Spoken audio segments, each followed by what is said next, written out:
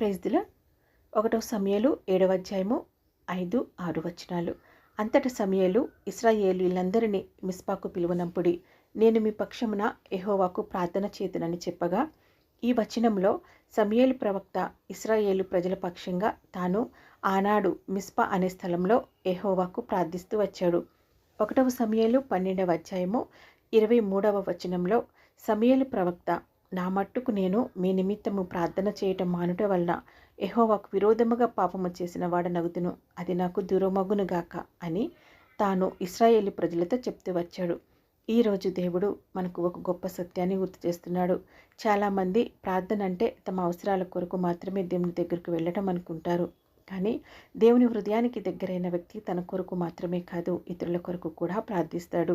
సమూయేలు ప్రవక్త ఇశ్రాయేలు ప్రజలు తప్పు చేసినప్పటికీ వారిని విడిచిపెట్టలేదు. ఇశ్రాయేలు ప్రజల కొరకు ప్రార్థించే బాధ్యతను దేవుడు తనకు అప్పగించాడని, ఆ బాధ్యతను మానివేయటం యెహోవాకు విరోధంగా చేసే పాపమని సమూయేలు ప్రవక్త తెలియజేస్తూ వచ్చాడు. అంటే దేవుడు మన చుట్టూ ఉన్న వారి కొరకు ప్రార్థించే ఒక బాధ్యతను మనకు ఇవ్వటానికి మనలను రక్షించాడు. అబ్బా తండ్రి అని మొరపెట్టే ఆత్మను మనలో ఉంచాడు. అంటే మనల్ని మధ్యవర్తులుగా పిలిచాడనమాట. ఈరోజు మనమే ఇలా ప్రశ్నించుకుందాం. నా కుటుంబ సభ్యుల కొరకు నేను ప్రార్థిస్తున్నానా? నా సంఘం, కాపరులు, సేవకుల కోసం ప్రార్థిస్తున్నానా? రోగులు, బాధలో ఉన్నవారు, రక్షణ పొందిన ఆత్మల కొరకు ప్రార్థిస్తున్నానా అని మనం ఇతరుల కొరకు ప్రార్థించినప్పుడు దేవుడు వారి జీవితాల్లో కార్యం చేస్తాడు. నిరాశలో ఉన్న వారికి ధైర్యాన్ని ఇస్తాడు, బలహీనులకు బలాన్ని ఇస్తాడు, రోగులకు స్వస్థతను అనుగ్రహిస్తాడు, సమస్యలో ఉన్న వారికి మార్గాన్ని చూపిస్తాడు, వారి ప్రార్థనలకు జవాబిస్తాడు, వారికి కావలసిన సహాయాన్ని అనుగ్రహిస్తాడు, వారి జీవితాలలో మార్పును తీసుకువస్తాడు. అంతేకాక వారి జీవితాల్లో తన చిత్తం నెరవేరేలా చేస్తాడు. కాబట్టి ఈ రోజు నుంచి ఇతరుల కొరకు ప్రార్థించడం నా బాధ్యత, అది నా పరిచర్య అని నిర్ణయించుకుందాం. ఇతరుల కొరకు ప్రార్థించే బాధ్యతను ఎప్పుడూ నిర్లక్ష్యం చేయకుండా దేవుని సన్నిధిలో నిలబడి మధ్యవర్తిత్వం చేసే విశ్వాసులముగా మనము జీవిద్దాం. ఇశ్రాయేలు ప్రజల కొరకు ప్రార్థించిన సమూయేలు ప్రవక్త అడుగుజాడల్లో నడుస్తూ, దేవుడు నా హృదయంలో ఉంచిన ప్రతి ప్రార్థన అంశం కొరకు, ప్రజల అవసరాల కొరకు నేను ఈరోజు ప్రార్థన చేస్తున్నాను. ఈ ప్రార్థనలో మీరు కూడా విశ్వాసంతో ఏకీభవించి ఆమేన్ చెప్పండి. దేవుడు తన చిత్తానుసారముగా మీ ప్రార్థనలను ఆలకించి మీ అవసరాలను తీర్చి మిమ్మల్ని సమృద్ధిగా ఆశీర్వదించునుగాక.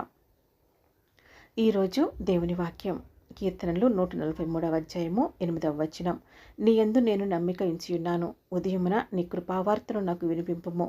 నీ వైపు నా మనసు నెత్తుకొనుచున్నాను, నేను నడవవలసిన మార్గము నాకు తెలియచేయము. ప్రార్థన.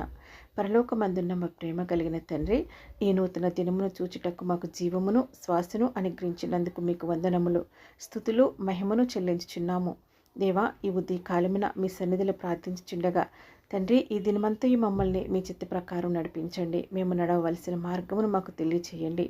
మా ఆలోచనలు, మా మాటలు, మా క్రియలు మీకు ఇష్టమైనవిగా ఉండినట్లు పరిశుద్ధాత్మ ద్వారా మమ్మల్ని నడిపించండి. ప్రభువా, ఈరోజు మేము తీసుకొనబోయే ప్రతి నిర్ణయంలో మీ జ్ఞానమును అనుగ్రహించండి. మా సొంత అవగాహనపై ఆధారపడక మీ మీదనే పూర్తిగా ఆధారపడే విశ్వాసమును మాకు దయచేయండి.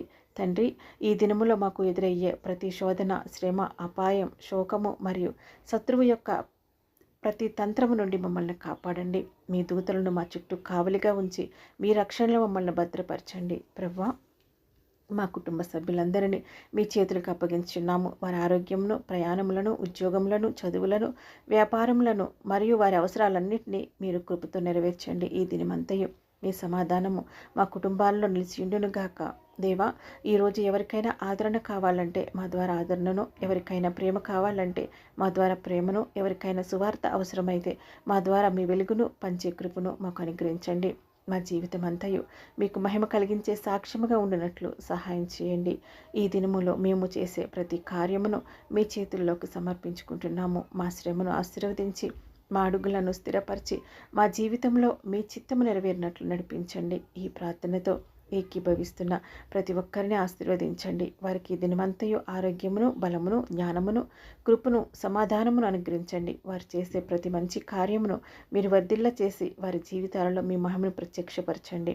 మా ప్రార్థనను ఆలకించినందుకు మీకు కృతజ్ఞతలు చెల్లించుకుంటూ మా రక్షకుడైన ప్రభువైన యేసుక్రీస్తు మహిమగల నామములో ప్రార్థించి అడిగి వేడుకొంచున్నాము తండ్రి. ఆమేన్.